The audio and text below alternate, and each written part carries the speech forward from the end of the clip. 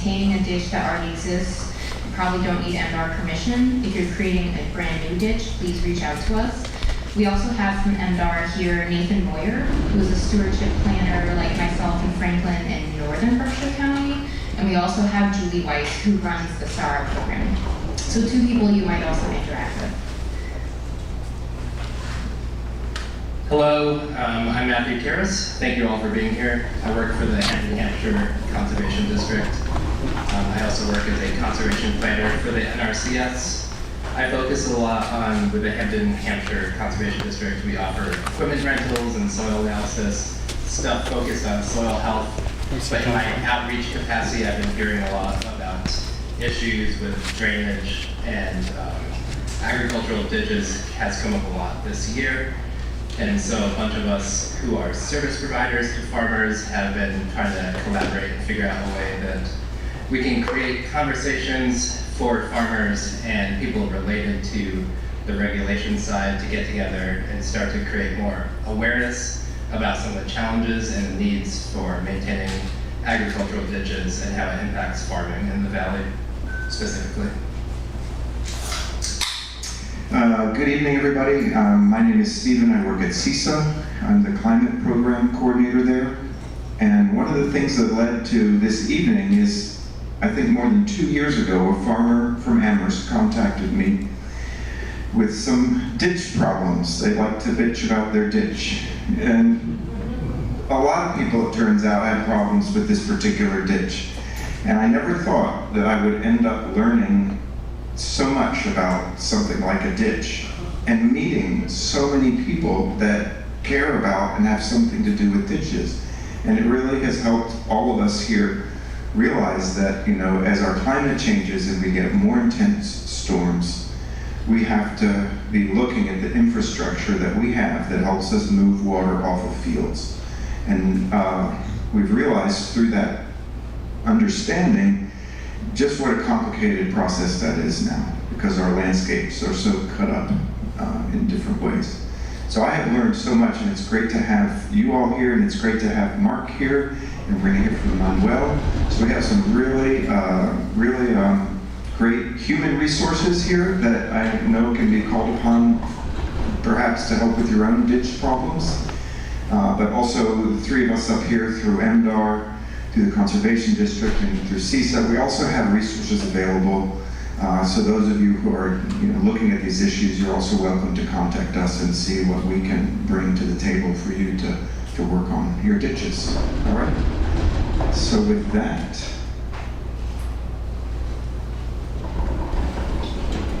I would love for Christine Hatch to come up here and introduce herself. I just want to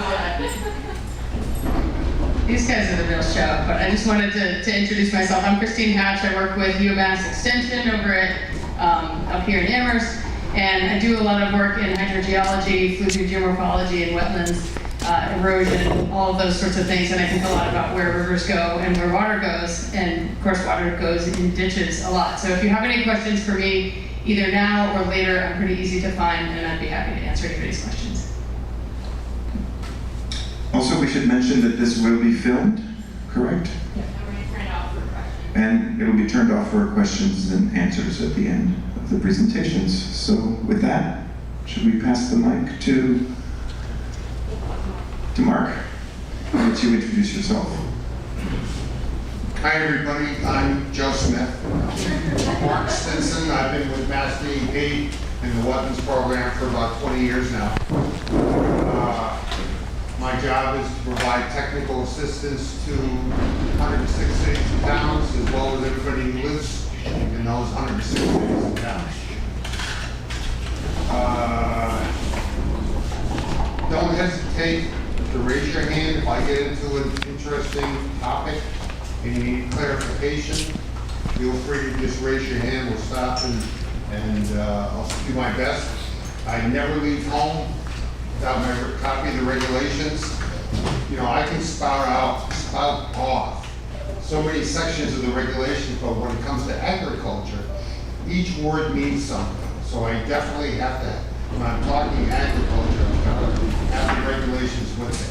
I want to introduce two of my co-workers, You have Deja over here, she's one of the other environmental analysts. And then my section chief, right there, Mike. So there's three of us here. We do pay attention to farmers. We do try to do as much good outreach as we can. So I put my business cards some over here. Tina puts them here, and Kayla, the conservation agent for Hadley, is right here.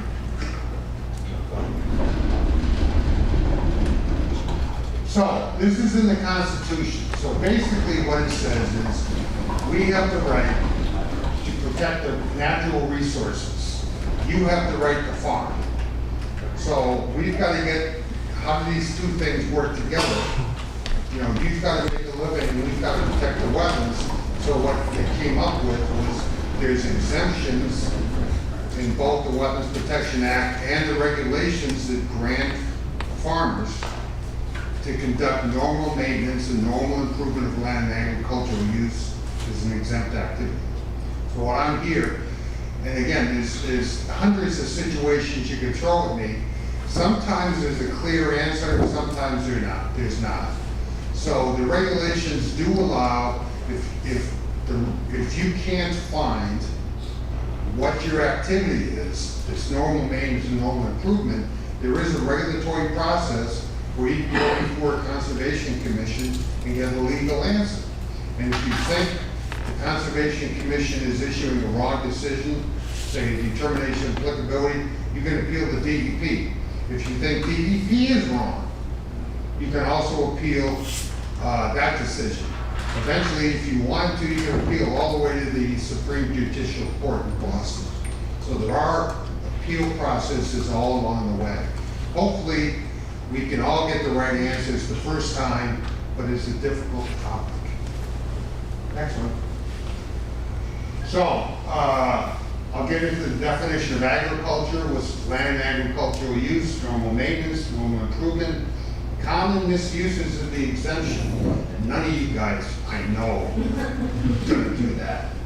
And then helpful resources. I'm one of them. You've got MDAR, you've got, what other agencies are here besides? NRCS. NRCS is here. So we're the regulatory branch. Neither of the other two are regulatory, they're advisory. So, you know, they might tell you something, I might tell you something you're not gonna like. And you're gonna go to somebody else and they'll give you an answer you like. But we wanna work together to make sure everybody has the right answer. How about that? Next one. So, no person shall remove, fill, dredge, or alter. This is the Wetlands Protection Act, Mass General Law, Chapter 131, Section 40. No person shall remove, fill, dredge, or alter. We do not regulate what that animal is doing. We regulate what the people do, which would be potentially making a ford, putting in fences, putting up a barn, putting in fruit trees. So we do not regulate what the animal does, because we can't. So we get complaints all the time, not all the time, we get complaints every now and then about my neighbor has a horse or a cow and they're pooping in the wetlands or the stream. I say, it's not really a Wetlands Protection Act issue. Go to the Board of Health, because the Board of Health is the one that regulates threats to public health or safety. So again, unless the farmer is holding the cow and making sure the cow poops in the wetland, we're not taking enforcement action. Next slide. Shall not apply, so it says in the Act, promulgated in 1972, the provisions of this section shall not apply to work performed for normal maintenance and normal improvement of land and agricultural use. So this is important. When the Act came out and the regulations were promulgated to administer the Act, everybody and their cousin, brother, sister, uncle, aunt got together. So all the groups were part of the regulatory process. So it wasn't just the regulators who wrote the regulations, it was also the farmers who contributed to it, and all the associated groups that assist farmers in what they do. So it's not just DEP standing on its chair and saying, do this. It was everybody working together. So what is agriculture? So all these things are agriculture. And basically it's selling a commodity for a commercial purpose. So you all know, you can drive by, people have little farm stands where they sell a few peaches, blueberries, asparagus, I gotta mention asparagus. And they have a small field in their backyard, but it's a hobby. That is not considered land and agricultural use. That is not considered agriculture for us. So other agencies have different definitions of agriculture. The only one I can talk about is the Wetlands Protection Act definition of agriculture. So you don't have cattle, bees. I mean, if there's a dozen hives, you're selling the beeswax, you're selling the honey. This is all for let's assume it's all for a commercial purpose. That's the definition of agriculture. Next slide, please. So is it land and agricultural use? Is it normal maintenance? Is it normal improvement? Next one. So if everybody drives by fields and sees corn growing, and some of it's 6 foot high, some of it's 1 foot high. And it's 1 foot high right next to the 6 foot high because of the moisture, because of the hydrology. It's probably a wetland, but you're allowed to farm in a wetland because you've been doing it for 100 years.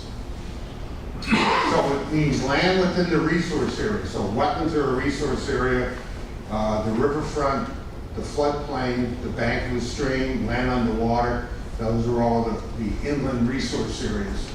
Presently and primarily used in producing or raising one of the following commodities for a commercial purpose. So animals, fruits, I don't need to read all that. And forestry is looked at somewhat different in terms of what you can do, but it's still an agricultural activity. So there are some farmers who have a forestry component along with their hay fields or their cows or their cattle. Means land within the resource area is a buffer zone presently and primarily for commercial purposes. Land within resource areas is a buffer. So what I'm getting at, the previous slide was I call land in production, where you're actually growing the commodity. So that's land and agricultural use clearly. Where you have a hay field, that's land and agricultural use. So then you get into other areas that are not land in production that are still considered land and agricultural use. So it would be things associated with what you customarily need to grow your commodity, your barns, your roads. What else do we have here? Ditches. Ditches, yes. So here's my take on ditches. You call them ditches, I call them streams. They're both the same thing, kind of, sort of. But, we each have our own terminology. So what a farmer is going to call a ditch, you're going to get a wetland regulator saying, no, that's a stream. And they mean the same thing. So don't get mad at me when I say that's a stream. And I won't get mad at you when you say that's a ditch. Landings for forest products, fence lines, water management projects, farm ponds, irrigation systems, field ditches. So even the regulations acknowledge, yeah, that's a ditch for agricultural purposes. So what a ditch would be on a farm, if there was no farm there, it would be a stream. Got it. subsurface drainage systems, all this stuff. So, next slide. This is what you have to pay attention to. So what's happening, we are unfortunately losing a lot of family farms.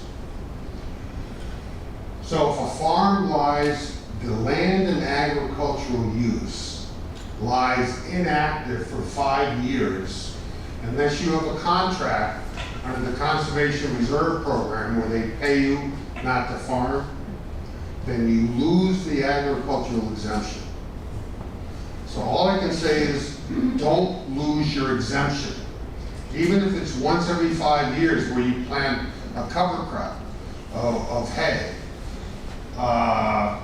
or allow a farmer that has cattle to wander the fields, that keeps your exemption going. So don't lose it. We don't want to lose any more. Farmers is so important. We don't want to lose any more farmers, any more farms.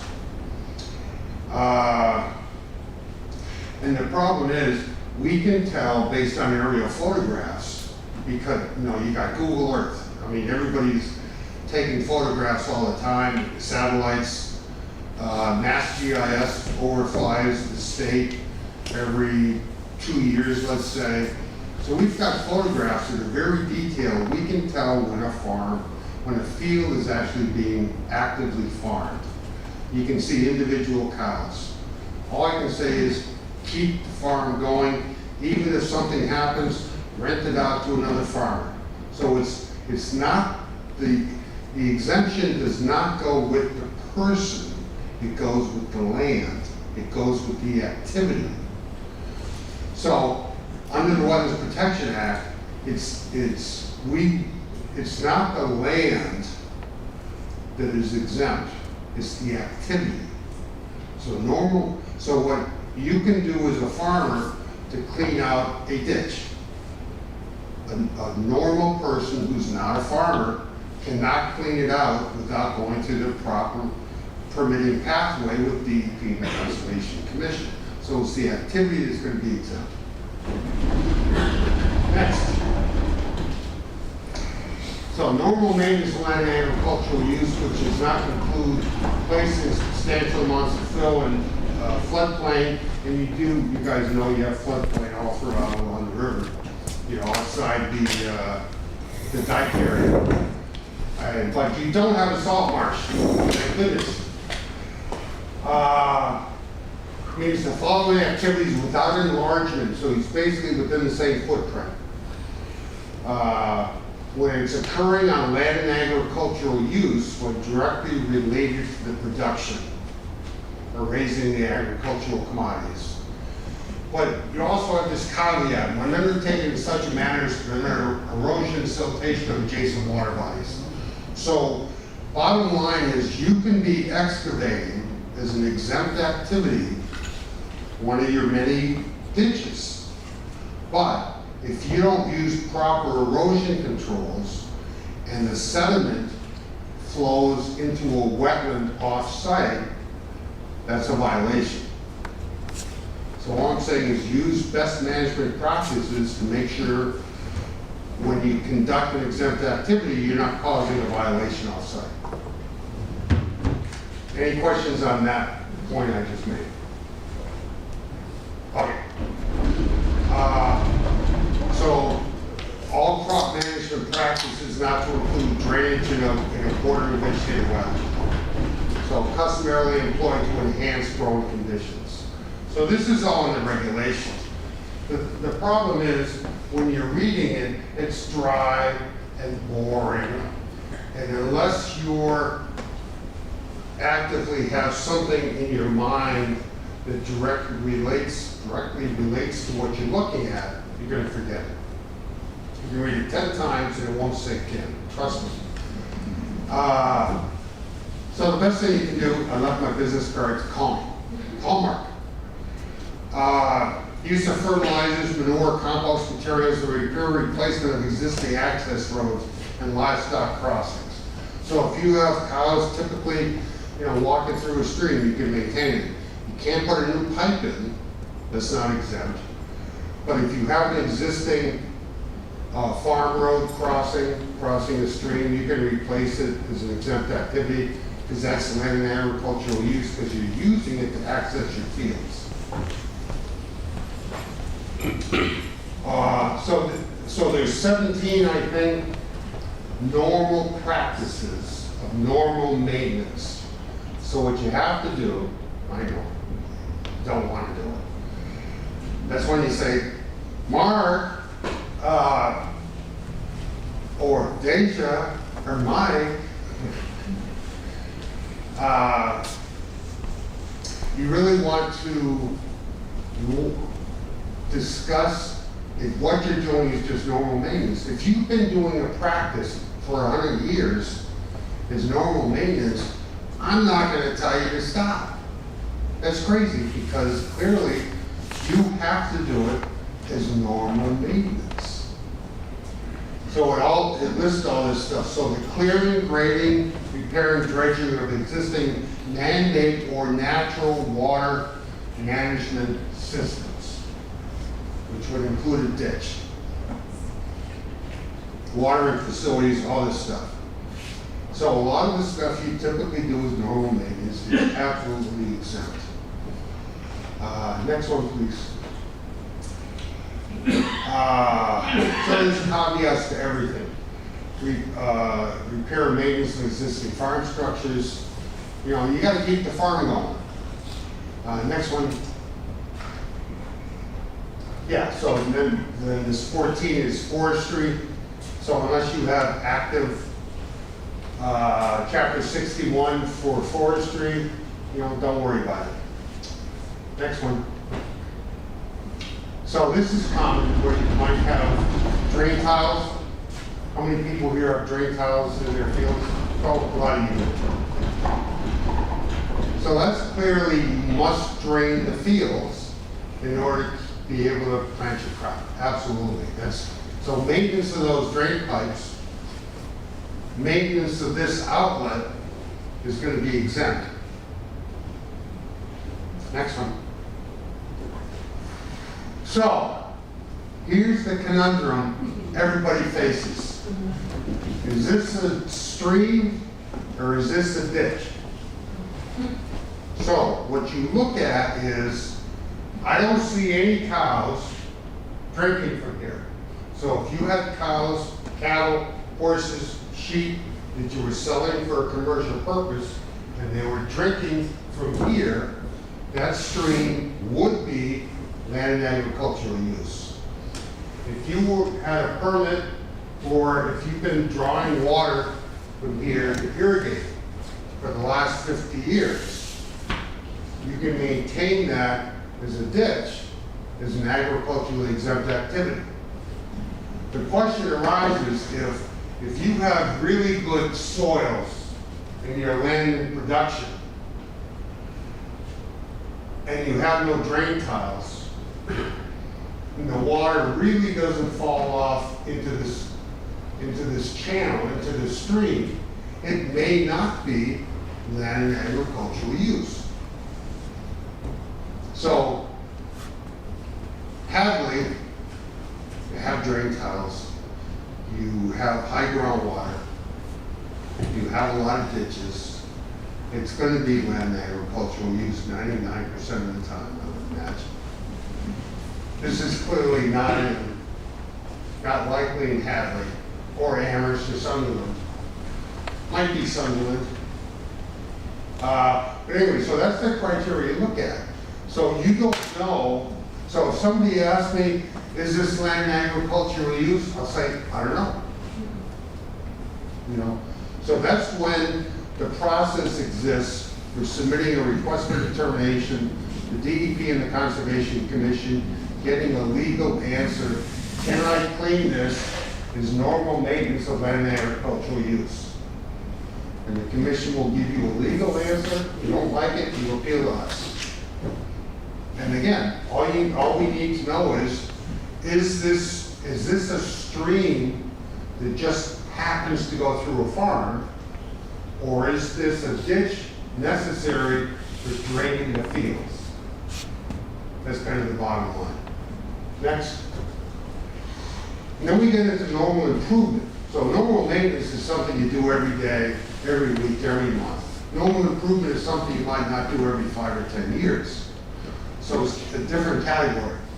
So it does not allow, they don't want, as you can imagine, as you can see, they don't want to have filling of the salt marsh. We don't have to worry about them. We have DEP Northeast and the Southeast region. They have to worry about it. We don't have to worry about it here. The following activities, when they occur in land and agricultural use. So remember, the definition of land and agricultural use is either land production or something like an access road or a barn. So that's still considered land and agricultural use. Or when they occur on land, when they occur within the buffer zone of bordering land subject to flooding that is not land and agricultural use. So if you have a field nearby you've never used for agriculture, then the second section there would apply. And you want to convert it to agriculture, but there's a wetland and a stream there. Can you clear it as an exempt activity? The answer is only if it occurs in the buffer zone, which is 100 feet from wetlands or 100 feet from an intermittent stream, or land subject to flooding. So if it occurs on bank, wetlands, or riverfront, it's not going to be exempt. So that's why what I'm saying is each word means something. So this is when, so most of the time, normal maintenance, not an issue. When you get into normal improvement. And you still have that caveat, when undertaken in a manner to prevent erosion and siltation. Remember, don't conduct an exempt activity that's going to cause a violation off-site. So you get into fencing and the like, installation of dikes within a cranberry bog. We don't have any cranberry farmers here, right? I didn't think so. Excellent. Construction of farm structures. So you can build a 4,000 square foot, a new 4,000 square foot barn in your field without going to the Conservation Commission. If you build it so it's 4,100 square feet, it's not exempt. 4,000 square foot, and so if it's in the floodplain, which it very well might be, you have to have a very tight footprint. You can't bring an additional fill outside the footprint of the building. Bypass canals, tailwater recovery systems. Okay. So if you're going from a forest, and this is kind of, I don't think we have any here. If you're going from a forest product, forestry, to different types of land and agricultural use, such as hay or corn or cattle, it's not exempt. So if you want to clear a forest to turn it into a different type of agriculture, it's not exempt. So you can create all this stuff. You can create field ditches, cross ditches, but then you have to go back to the other area. You're only allowed to place them if it's not currently land and agricultural use. Then you can only place them in the buffer zone or floodplain. So you always go back to the beginning of the section to see where it applies to. So it always applies to, so if you wanted to put a ditch, a new ditch, in a current agricultural field, land of production, you can do it.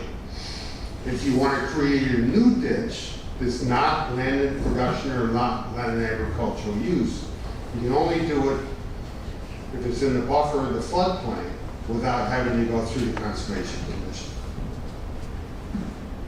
So again, you've got to, each word's important, that's all I'm saying. Next one. So, You cannot drain wetlands to create new farm fields. So typically, farmers don't do that. What happens is, when farmers sell the land for a subdivision, you guys know what areas are productive and not productive based on the water.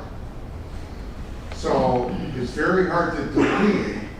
So the areas you were growing a crop on, and now it's turning into a subdivision,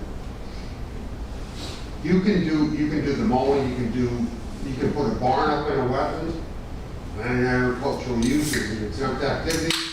But as soon as you change it from agriculture to a subdivision, those wetlands return. Remember, it's not the land that's exempt, it's the activity.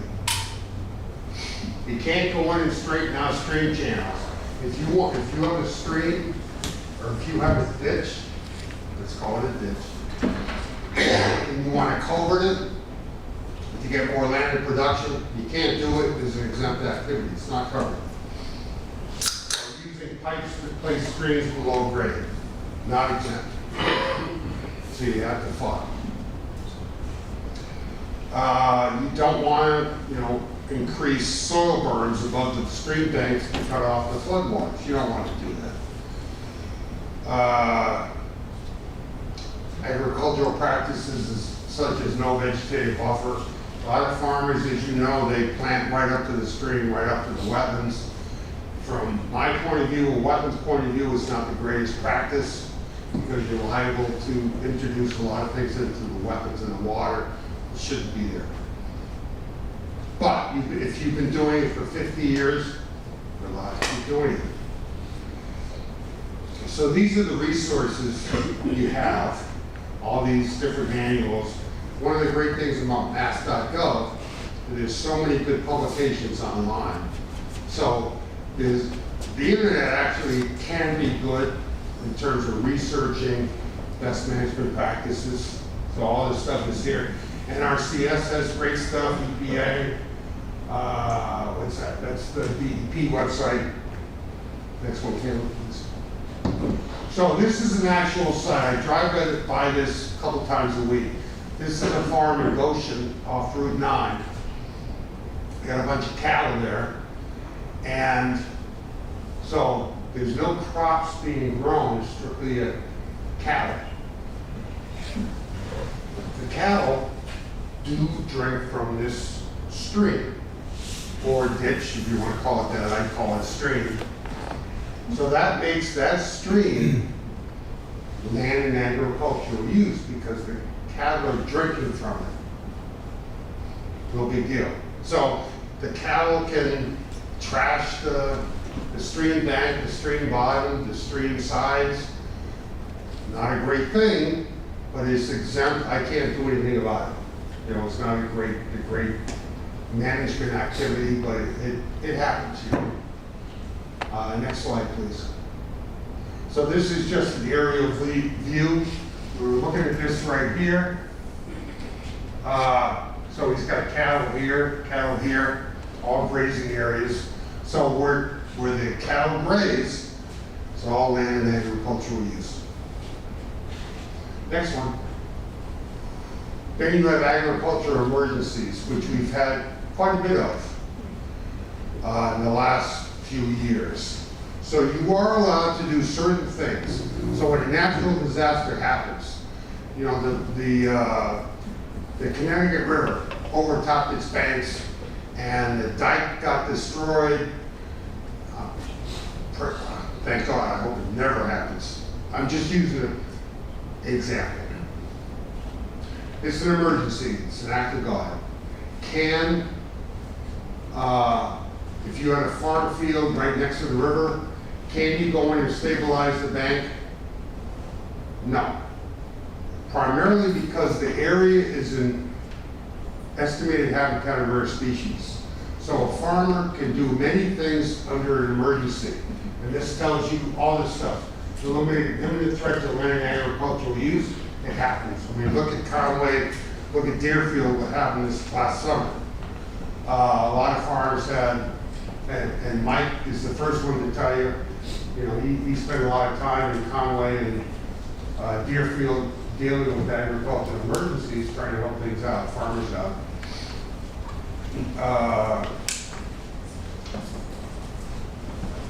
The reason it needed permitting instead of being able to go in there as an agricultural emergency is the area was all entirely within, this area in Conway was in rare species habitat. So it doesn't mean you can't do it. It just means you can't do it as an agricultural emergency. You need to get an emergency permit from Natural Heritage Endangered Species Program, and from the Conservation Commission. But all the agencies work together to get the situation resolved. Nobody's having a pissing contest. Everybody just wanted to work together, get the farm back in production, at the same time protecting the resource areas.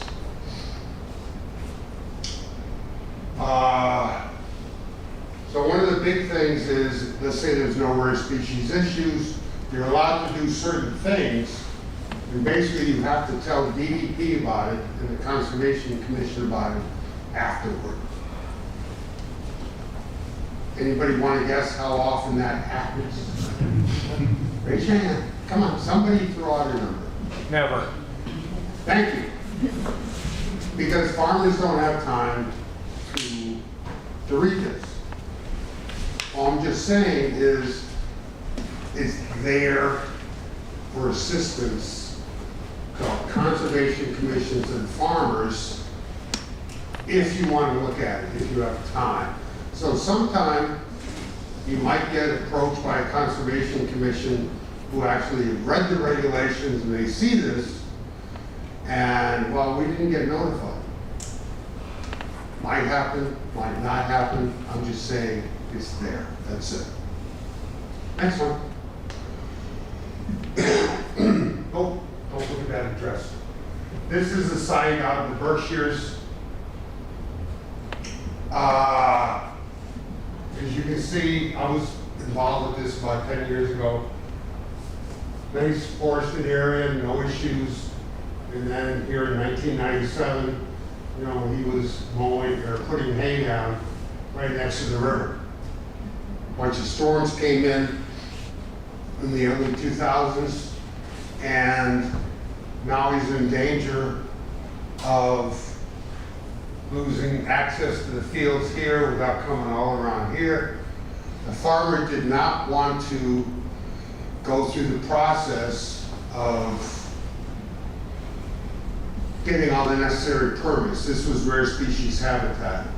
And again, I don't necessarily blame him. Expensive process, it's not cheap, but NRCS occasionally has funding. There might be other funding available for farmers. I mean, the governor provided, how much money did the governor provide for farmers? 19 million. Okay, so great, the governor recognized that farmers are important and need help. This was not part of that. This was a long time ago. And it's rare species habitat, but the problem is the farmer contributed to his own issues by clearing right next to the river. Is he allowed to do it? Yes, because he's been doing it for 50 years. Be that as it may, it wasn't the best practice, and I know there's funding available that I hope somebody else gets into in terms of the kind of funding to create a riparian buffer to help mitigate situations like this. Next slide, please. Buffers protect your land and visually demonstrate your commitment to conservation. So USDA has great information on their website. I stole this shamelessly from their website. Next one. You probably have all heard, most of you have heard about this ag solar, where what they do is they raise the panels high enough off the ground where you can get tractors or animals underneath it. This is not exempt, unless every watt that comes off these panels stays on the farm. And Mass DEP considers it normal improvement of land and agricultural use. If you're putting any electricity back into the grid, and you're next to a river and near a wetlands where you have to get permitting, you have to get it permitted. Hadley's had several of these in the last few years. The ag solar component, which I think is a great idea. It helps the farmer stay in business. Absolutely, I think it's a great idea. So think about it. I'm sure there's somebody here can advise you, or there are different agencies that can help you on this. So if the energy stays on the farm, we're going to call it normal improvement of land and agricultural use, no permitting. If it gets tied into the grid, needs to get permitted under the Wetlands Protection Act. There you go, reserved farmland. Questions? Can we stop the recording for the question section? Yeah, was there no speaker after? Yeah, I think we'll take a couple questions here and then keep going. Oh, come on.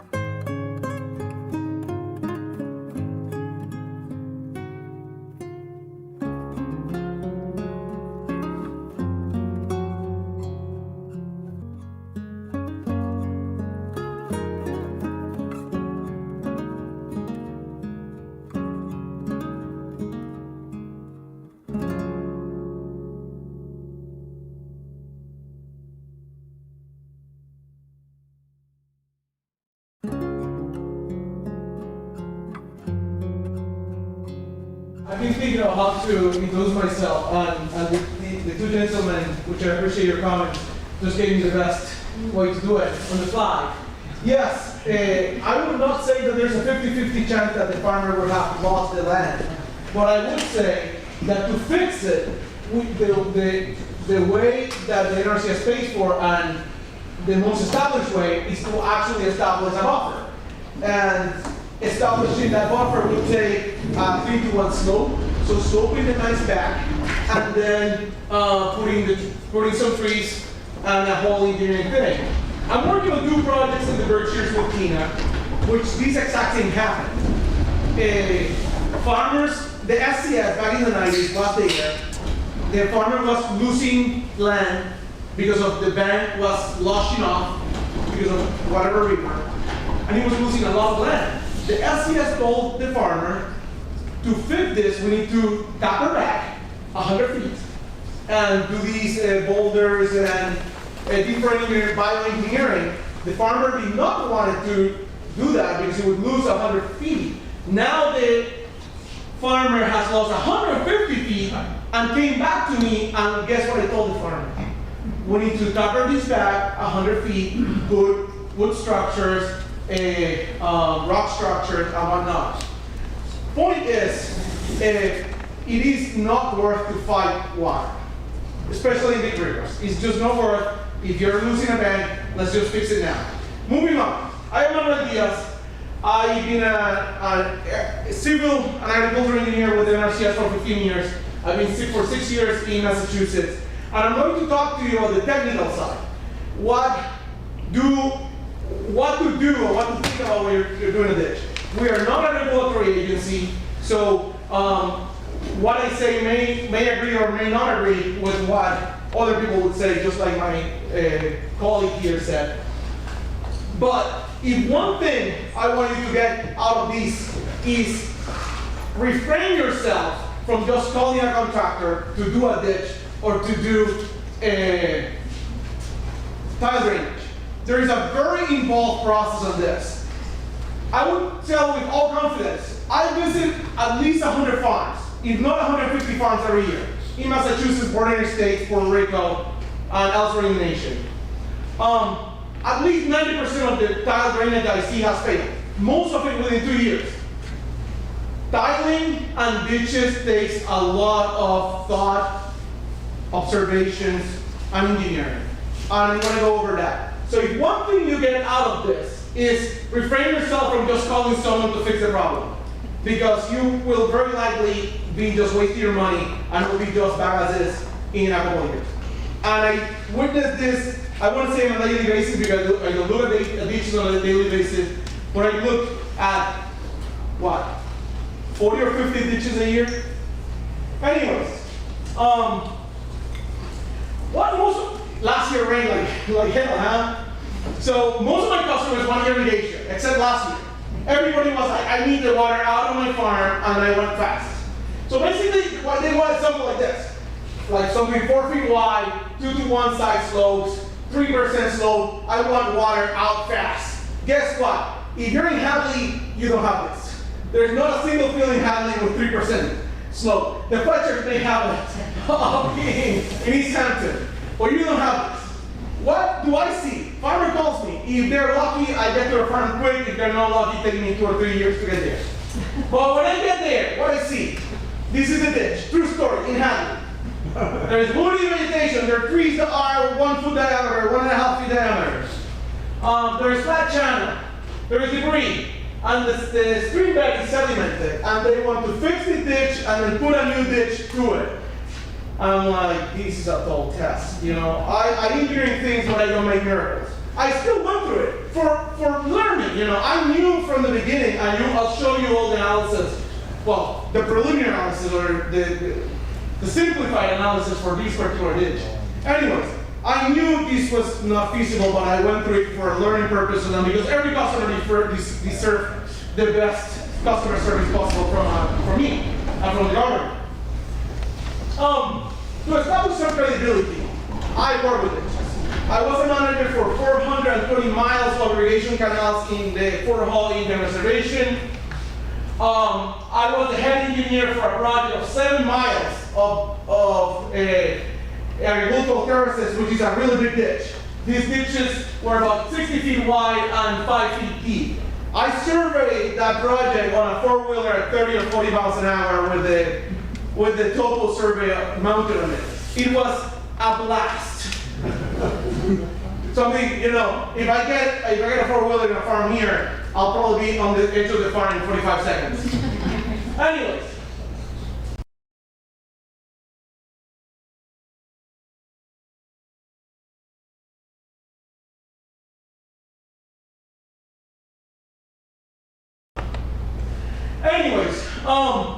From a historical perspective, most ditches were built long time ago. And I've known a document from the 1700s where, I forgot the name of the farm, one of the first farms in America. They're basically saying how the number one problem for transportation is farmers not maintaining their ditches.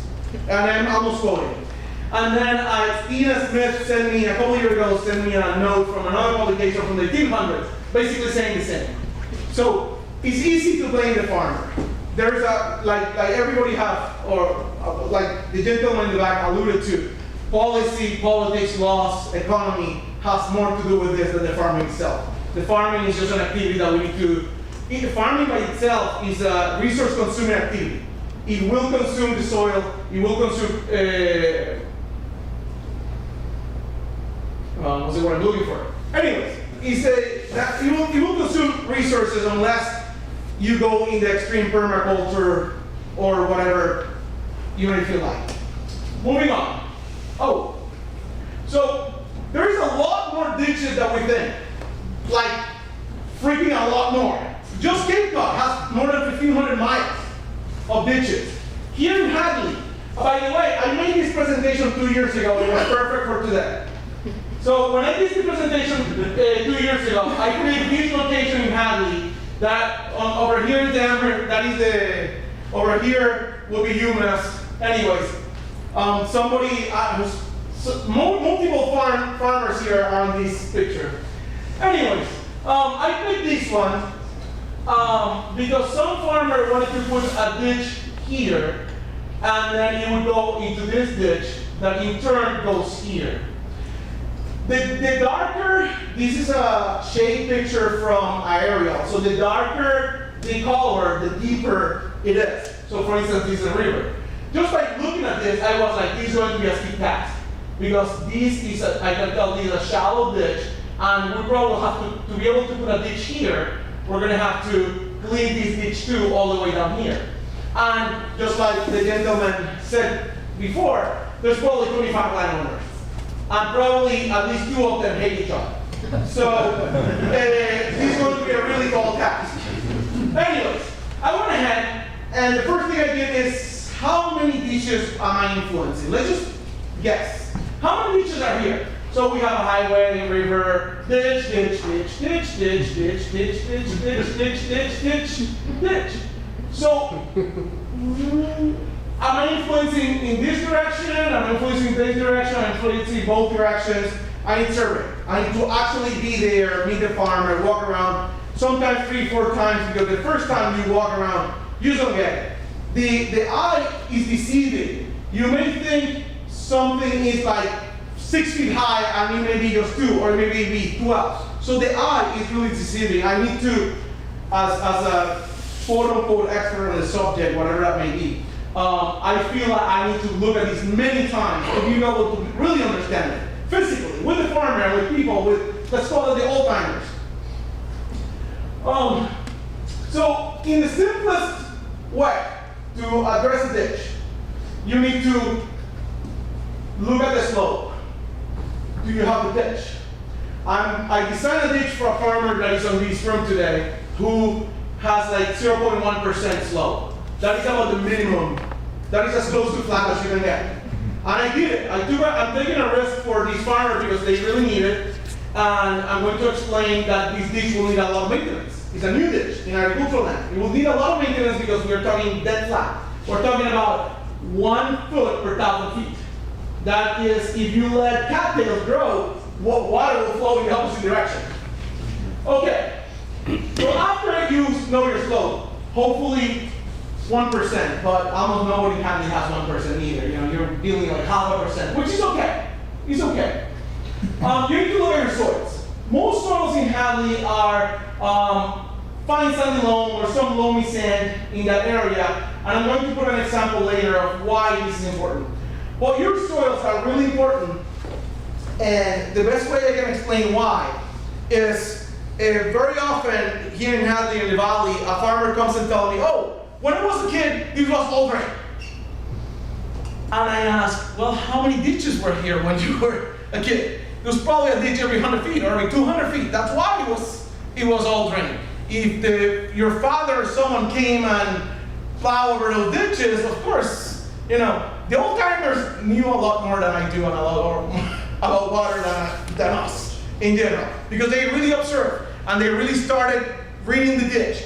They looked, they started digging, water flows here, no, let's try over here and whatnot. By the way, reading the ditch is an actual term which I'm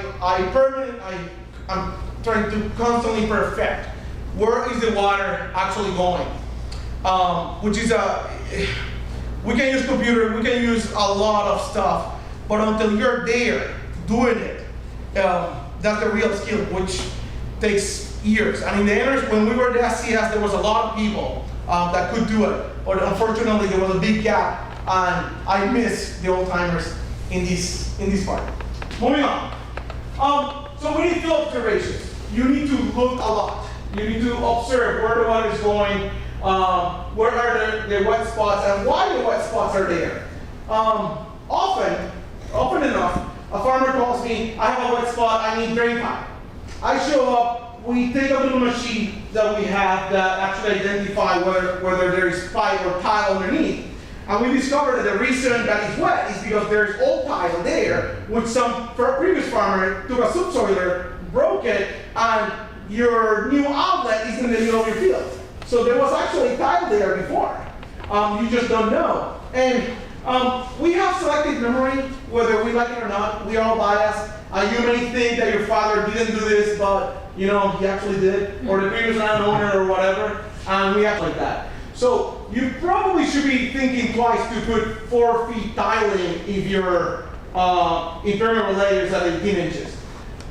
And then that, obviously that affects your, the slope and whatnot. You need to be looking at the water table. Is the water table at the surface? As in many fields, the water table is at the surface. In other fields, or in the same field, the water table in one section may be at the surface and in another section may be at 24 inches.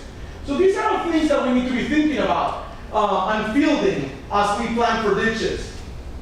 Slope, ideally we want 1 to 4%, throw that out in Hadley, unless, you know, no, I cannot think of anyone really. Maybe in front of that neighborhood, there is a hill back there. Anyways, sizing either your ditch or your drain tile. It has to do with how much water is coming out. And especially with both, and I'm going to show in a minute why, you need a lot more drainage, ditches, and a lot more tiling than you may expect. You may think, I'm just going to put a drain tile here, it's going to drain everything. The best drain tile in the state of Massachusetts only drain about 100 feet in each direction.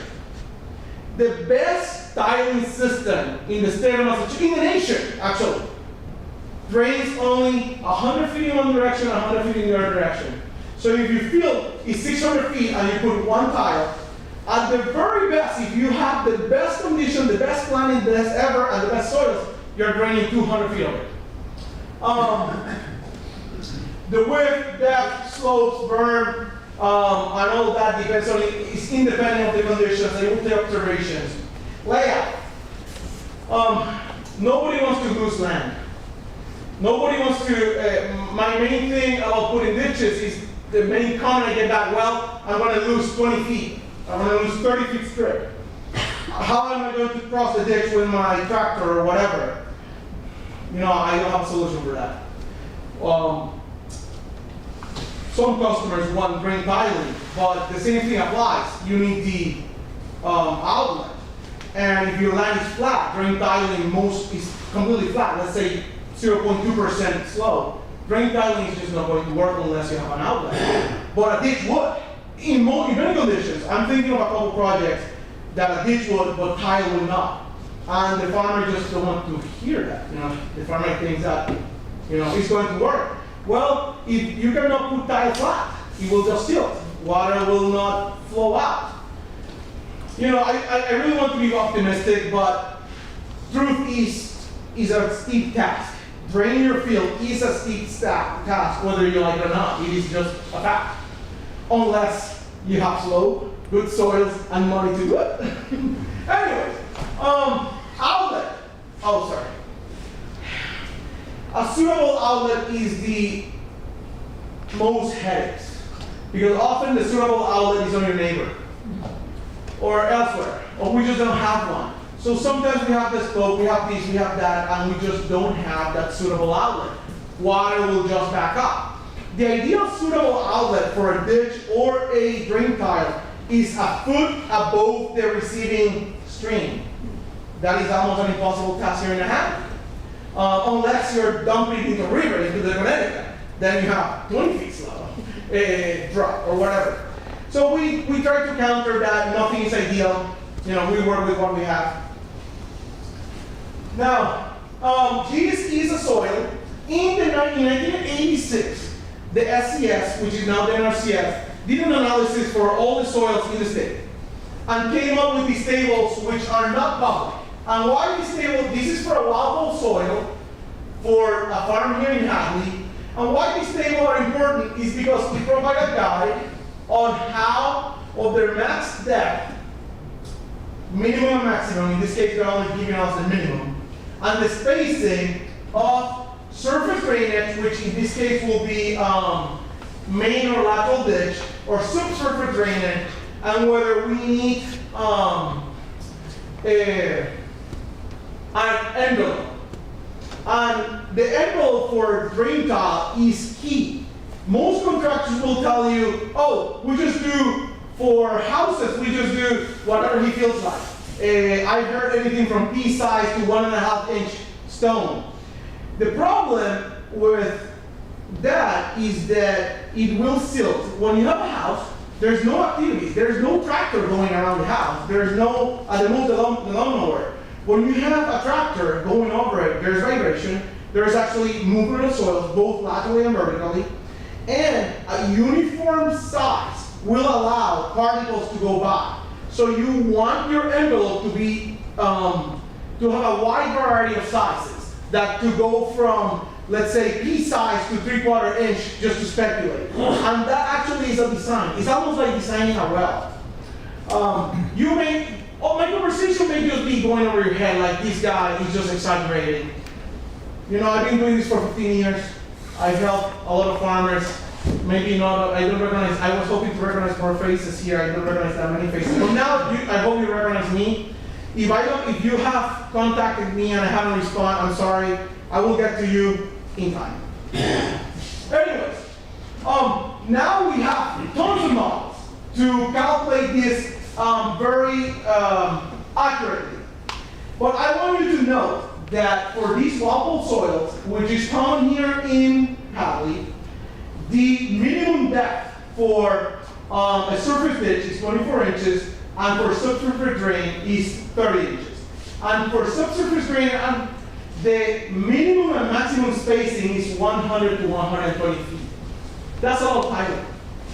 So that is another step to prove.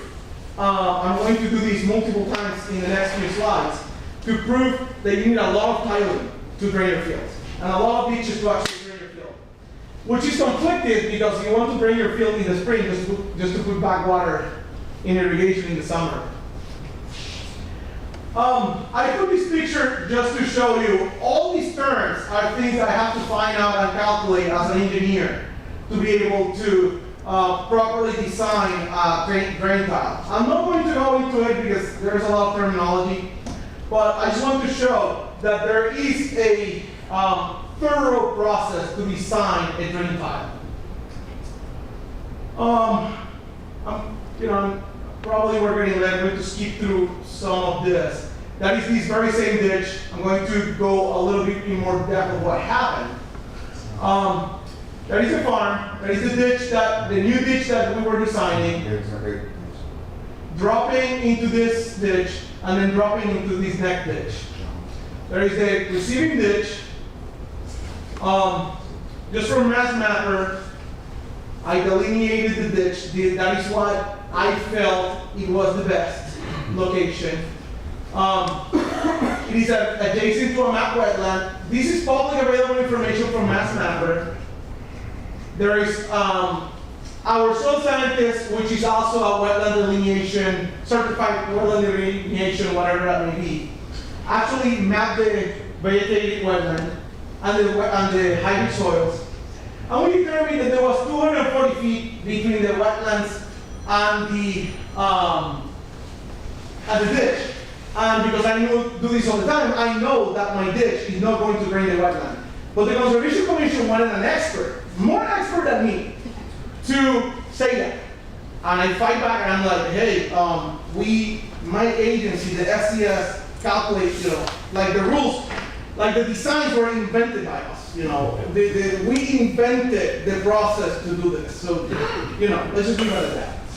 So I went ahead and used advanced models to use soils information, depth, drainage class, how much precipitation we could drain, how big is the watershed, depth to water table, depth to how deep any restrictive layer is on this ditch, to come and say that the area of influence could be between 35 and 100 feet, which the model likelihood being within 71 feet.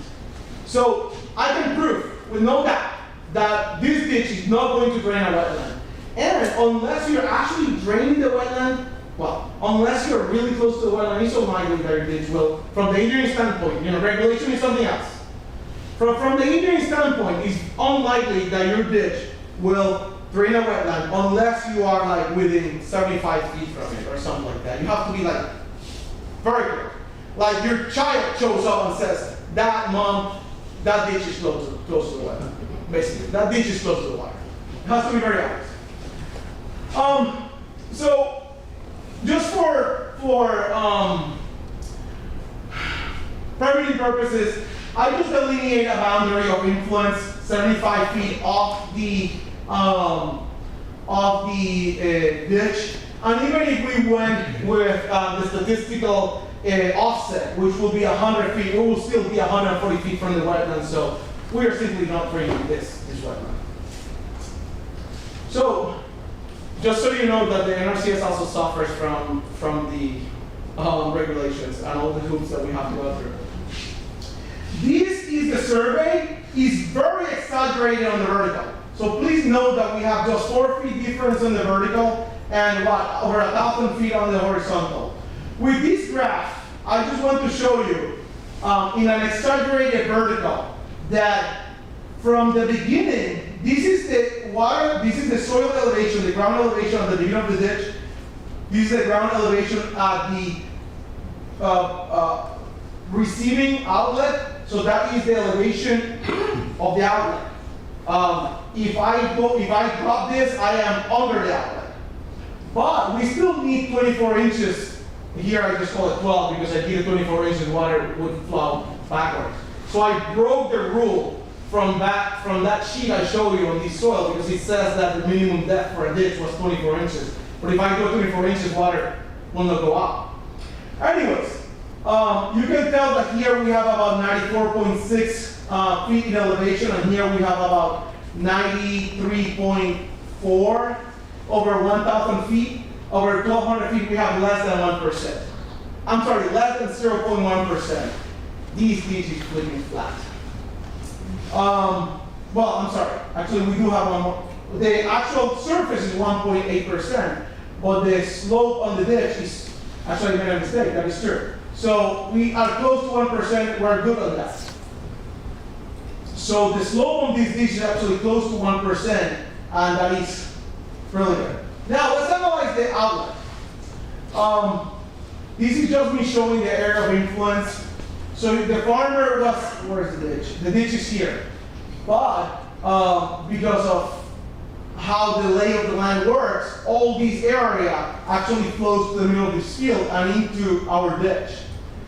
So I needed to check that, how much water is actually being receiving our ditch. And then I need to calculate, well, if my ditch is 1 foot wide, 1.5 feet deep, and have a side slope of so much, how much water it can carry. And this ditch can carry, if constructed like this, 1 foot wide, 1.5 foot deep, it could carry 5.6 CFS, which is a lot of water. That is what? Almost 2,000 gallons per minute.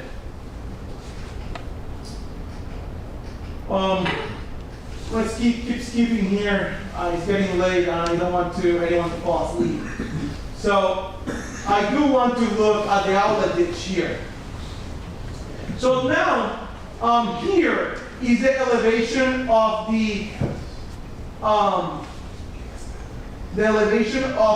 the receiving ditch and the outlet ditch.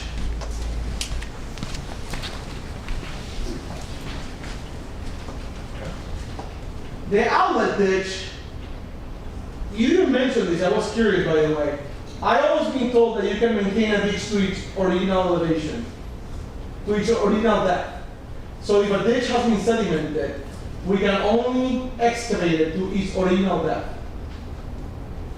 The regulations don't specifically say that. Okay, well, I had the misconception that you could only do it to its original depth, and I had the soil scientists come and dig the ditch to see which one estimate what was the original depth.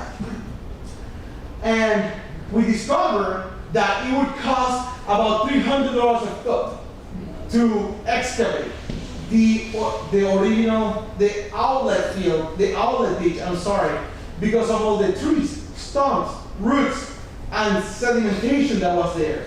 So even if we could have an outlet, the cost, it would have been astronomical.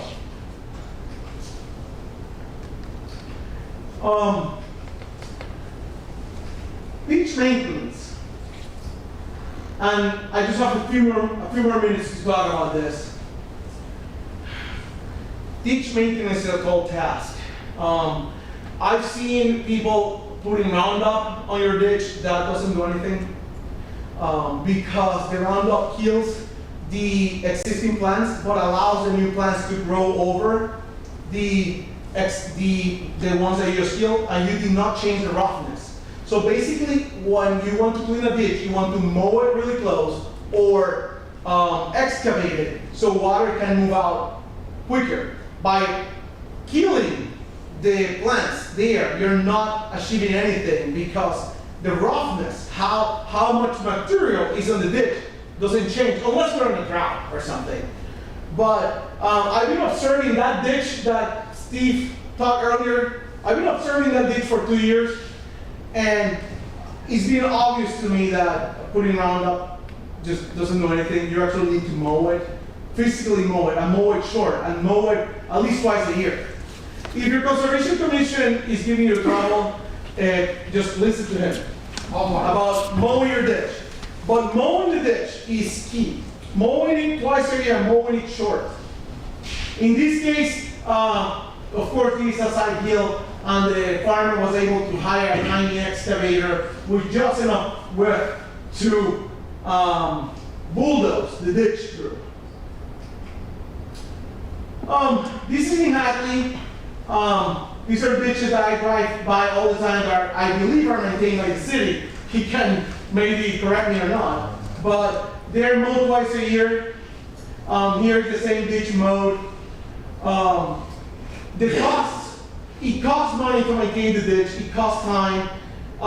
Sometimes the best way to mow your ditch is to mow it with like a lawnmower because your tractor just doesn't get there. Or with a weed whacker, and that takes human time and costs money, and that's why people don't do it. So that's the end of my presentation, but I want to show you just one more thing. The NRCS does not cover for the cost of maintaining ditches. Sometimes we can, and at the moment, what happened? I was not showing my.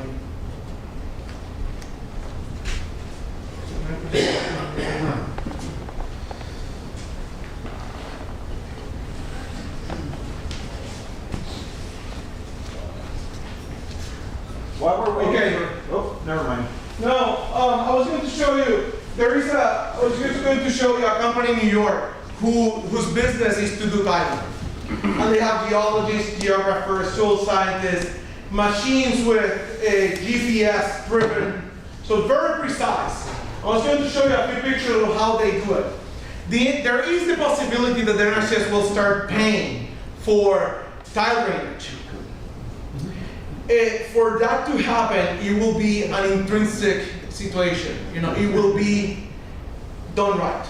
And that drainage will be there until your children come and plow and chisel plow or do something with it and break it. So back to I just wanted to show you those pictures so you see how convoluted can be doing tiling with thorough engineering. Anyways, last thought is the first thought. Refrain yourself from just trying to put tile drainage or just calling your friend contractor to put tile drainage, because if you do that, in my experience, most likely it's going to fail within very few years. There are tile drainage out there that are successful, by all means. But when they call me, it's because they have problems and they have failed. Anyway, thank you. If you have any questions, I'll be happy to answer them. I need water. Any questions for Arno? I think this one.